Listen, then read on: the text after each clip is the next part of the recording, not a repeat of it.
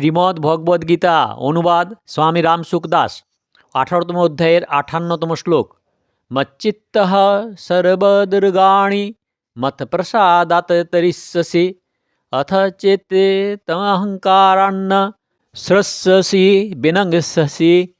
মদগত চিত্ত হলে আমার কৃপায় সমস্ত বিঘ্ন থেকে উত্তীর্ণ হবে, আর যদি অহংকারবশত তুমি আমার কথা না শোনো তাহলে বিনষ্ট হবে।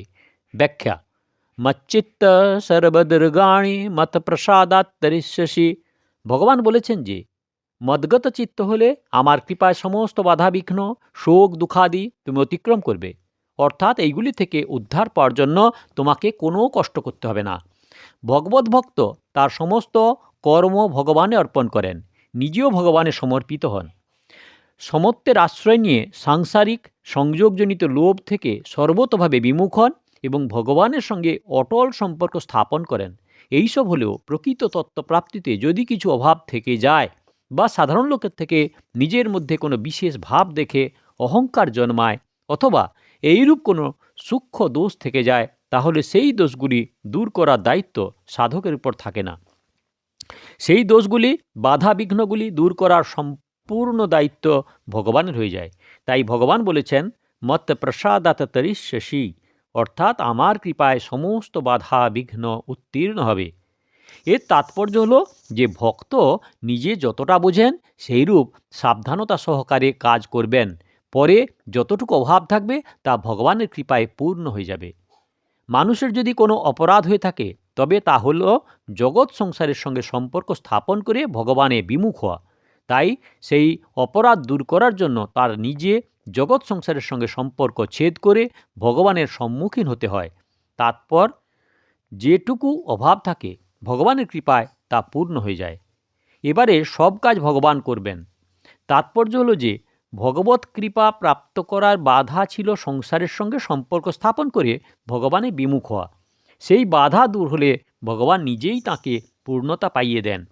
যার প্রকৃত এবং প্রকৃতির কার্য শরীরাদির সঙ্গে সম্পর্ক থাকে, তার উপরই শাস্ত্রের বিধিনিষেধ, নিজ বর্ণ আশ্রম অনুযায়ী কর্তব্যকর্ম পালনাদি নিয়ম জারি করা হয় এবং তার সেই সব নিয়মাদি ঠিকমতো অবশ্যই পালন করা উচিত।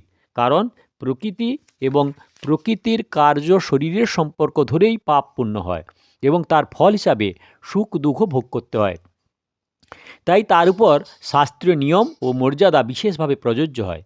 কিন্তু যিনি প্রকৃতি ও তার কার্য থেকে সর্বতভাবে বিমুখ হয়ে ভগবানের শরণাগত হন, তিনি শাস্ত্রীয় বিধিনিষেধ এবং বর্ণাশ্রমের মর্যাদার অধীন হয়ে থাকেন না। তিনি সমস্ত বিধিনিষেধের ঊর্ধ্বে ওঠেন, অর্থাৎ কোনো বিধিনিষেধই তার উপর প্রযোজ্য হয় না। কারণ বিধিনিষেধের প্রাধান্য প্রকৃতির রাজ্যের থাকে, প্রভুর রাজ্যে থাকে শুধু শরণাগতির প্রাধান্য। জীব সাক্ষাৎ পরমাত্মার অংশ। যদি তিনি শুধু তার অংশী পরমাত্মার দিকে অগ্রসর হন, তাহলে তার উপর দেব ঋষি প্রাণী মাতা পিতা প্রমুখ আপ্তজন ও পিতা পিতামহের কোনো ঋণই থাকে না। কারণ শুদ্ধ চেতন অংশ এদের কাছ থেকে কিছুই গ্রহণ করেনি। নেওয়া তখনই হয় যখন তিনি জড় দেহের সঙ্গে নিজ সম্পর্ক স্থাপন করেন। সম্বন্ধ স্থাপন করলেই অভাব দেখা যায়, না হলে তার মধ্যে কখনো কোনো কিছুর অভাব হয় না। নাভাব বিদ্যতে সতঃ, তার মধ্যে যখন কোনো কিছুর অভাবই থাকে না, তখন তিনি এদের কাছে ঋণী হবেন কেন? একেই বলা হয় সমস্ত বিঘ্ন উত্তীর্ণ হওয়া। সাধনকালে জীবিকা নির্বাহের সমস্যা, রোগাদি নানা বাধা বিঘ্ন আসে, কিন্তু সেইগুলি এলেও ভগবানের কৃপায় সাধক থাকে বিচলিত হয়ে যান। তিনি সেই বাধা বিঘ্নের মধ্যেও ভগবানের বিশেষ কৃপা অনুভব করেন। তাই তিনি সেই বাধা বিঘ্নগুলিকে বাধা স্বরূপ দেখেন না, কৃপারূপেই অনুভব করে থাকেন। পারমার্থিক সাধনায় বাধা বিঘ্ন আসার এবং ভগবৎ প্রাপ্তিতে বাধা প্রাপ্তির সম্ভাবনা থাকে। তাই ভগবান বলেছেন যে আমার আশ্রয় গ্রহণকারীদের জন্য আমি দুটি কাজ করব, অর্থাৎ আমি কৃপা করে তাদের সাধনার সমস্ত বাধা বিঘ্ন দূর করব, আর সাধনার দ্বারা যাতে আমাকে লাভ করে তারও সাহায্য করব। অথ চেত তমহংকারান্ন স্রস্যসি বিনঙ্গিচ্ছসি। ভগবান অত্যন্ত কৃপাপরবশ হয়ে আত্মীয়তার সম্পর্কে অর্জুনকে বলেছেন যে অথ, পক্ষান্তরে আমি যা বলেছি সেইগুলি না মেনে যদি অহংকারবশত, অর্থাৎ আমি অনেক কিছু জানি, করি, আমি অনেক কিছু বুঝি, কিছু করতে পারি ইত্যাদি ভাব নিয়ে তুমি আমার কথা না শোনো, আমার ইঙ্গিত অনুযায়ী না চলো, আমার কথা মেনে না নাও, তাহলে তোমার পতন হবে।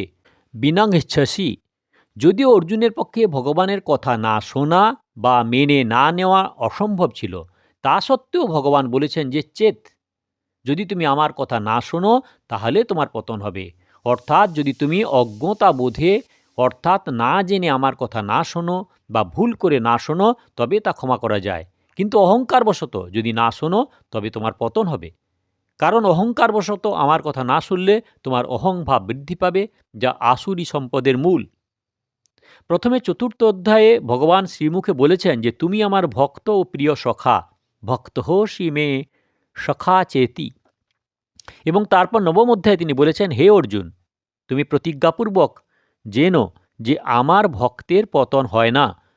এতে প্রমাণিত হয় যে অর্জুন ভগবানের ভক্ত ছিলেন, সুতরাং তিনি কখনও ভগবানে বিমুখ হতে পারেন না এবং তার পতনও কখনো হতে পারে না। কিন্তু সেই অর্জুনও যদি ভগবানে বিমুখ হয়ে তার কথা না শোনেন তাহলে তারও পতন হবে। অর্থাৎ ভগবানে বিমুখ হওয়াতেই প্রাণীদের পতন হয়, তারা জন্ম মৃত্যুর চক্রে আবর্তিত হয়ে থাকে। শ্লোক নাম্বার 59।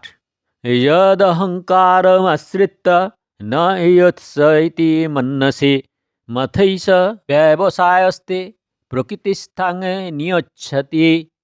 অহংকার পরবশ হয়ে তুমি যে মনে করছো যে তুমি যুদ্ধ করবে না, তোমার এই সংকল্প মিথ্যা, কারণ তোমার ক্ষত্রিয় স্বভাবই তোমাকে যুদ্ধে উদ্বুদ্ধ করবে।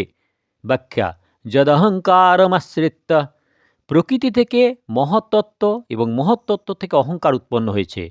সেই অহংকারেই এক বিকৃত অংশ আমি শরীর। এই বিকৃত অহংকারের আশ্রয় গ্রহণকারী পুরুষ কখনো ক্রিয়ারহিত হতে পারে না, কারণ প্রকৃতি সর্বদা ক্রিয়াশীল ও পরিবর্তনশীল। তাই তার আশ্রয় গ্রহণকারী কোনো মানুষই কর্ম না করে থাকতে পারেন না। মানুষ যখন অহংকারবশত ক্রিয়াশীল প্রকৃতির বশীভূত হয়, তখন তিনি কি করে বলেন যে আমি এই কর্মটি করব, এই কর্মটি করব না।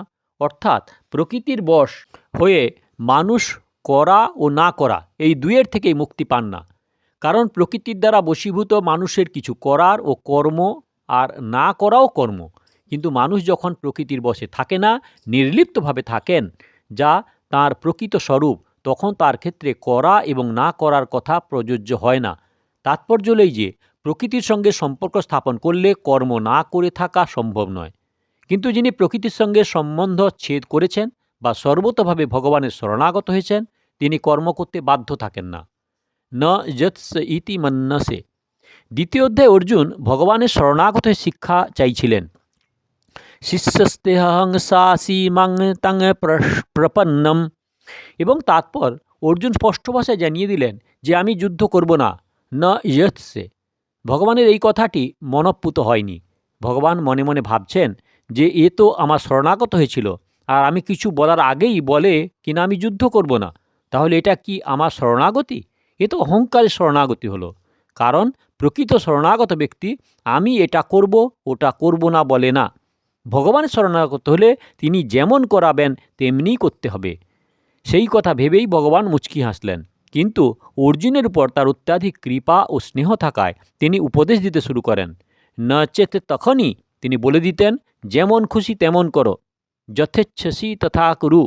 কিন্তু অর্জুনের এই যে কথাটি আমি যুদ্ধ করব না, ভগবানের মনে বিদ্ধ হয়েছিল। তাই ভগবান সেই শব্দটি ন ইয়ৎসে এখানে উল্লেখ করেছেন, যে তুমি অহংকারেরই শরণাগত, আমার নয়। যদি আমার শরণাগত হতে তাহলে যুদ্ধ করব না একথা বলতেই পারতেন না। আমার শরণাগত হলে তুমি কি করবে আর কি না করবে তার দায়িত্ব আমার উপর থাকতো। তাছাড়া আমার শরণাগত হলে এই প্রকৃতিও তোমাকে বাধ্য করতো না।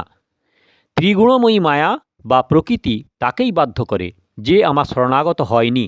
কারণ নিয়ম হলো যে প্রকৃতির প্রবাহে থাকা প্রাণী প্রকৃতির গুণে সর্বদা বশীভূত হয়।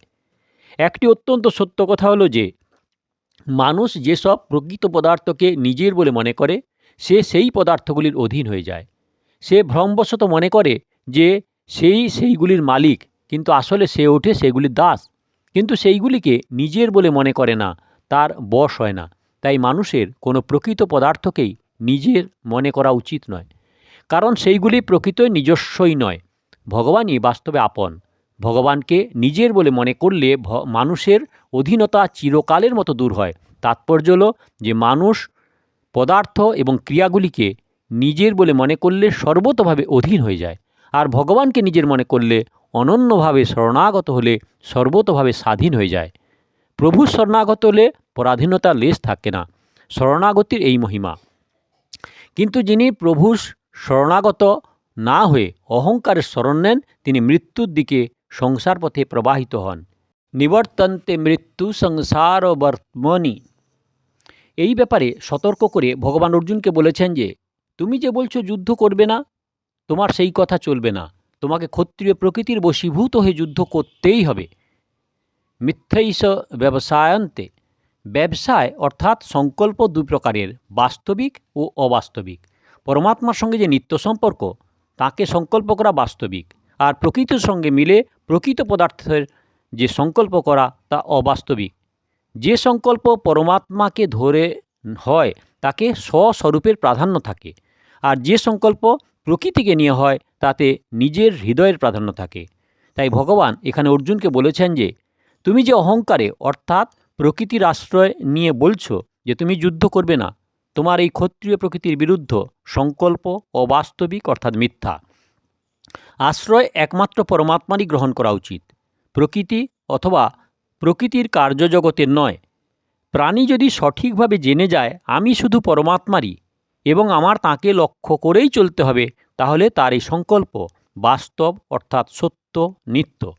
এই সংকল্পের মহিমা ভগবান নবম অধ্যায়ের 30তম শ্লোকে বর্ণনা করে বলেছেন যে অত্যন্ত দুরাচারী ব্যক্তিও যদি অনন্যভাবে আমার ভজনা করেন তাহলে তাকে দুরাচারী মনে করা উচিত নয়, সাধু বলে মানা উচিত, কারণ সে প্রকৃতরূপে সিদ্ধান্ত করেছে যে আমি ভগবানেরই এবং শুধু তারই ভজনা করব।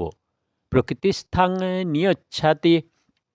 এই পদটিতে ভগবান বলেছেন যে তোমার ক্ষত্রিয় প্রকৃতি তোমাকে জোর করে যুদ্ধে নিয়োগ করবে। ক্ষত্রিয়ের স্বভাব হলো শৌর্য, বীর্য, যুদ্ধে পৃষ্ঠ প্রদর্শন না করা।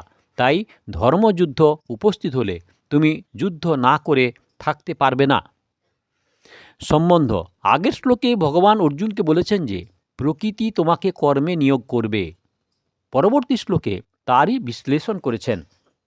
হে কমলনয়ন, যে সমস্ত ব্যক্তি আপনার চরণে শরণাগত নয় এবং আপনাতে ভক্তিরহিত হওয়ায় যাদের বুদ্ধিও শুদ্ধ নয়, তারা নিজেদের মুক্ত বলে মনে করলেও প্রকৃতপক্ষে বদ্ধই হয়ে থাকে।